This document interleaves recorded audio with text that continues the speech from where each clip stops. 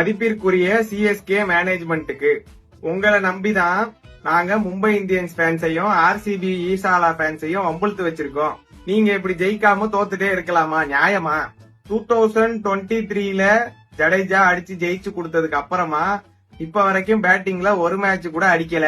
அவரை கொஞ்சம் அடிக்க சொல்லுங்க. ராகுல் திரிபாத்திய பட்டக்ஸ் ஆட்டி டான்ஸ் ஆடுறத விட்டுவிட்டு ரன் அடிக்க சொல்லுங்க. தல தோனியோட லாஸ்ட் சீசன் சொல்லி பிளாக்ல டிக்கெட்டை அதிக விலைக்கு 4 வருஷமா வித்துட்டு இருக்கீங்களே, இதெல்லாம் நியாயமா? சரி, அது கூட இருக்கட்டும். தல தோனிய யூடியூபர் அஸ்வின் அண்ணாக்கு முன்னாடி வந்து ஆட சொல்லுங்க பிளீஸ்.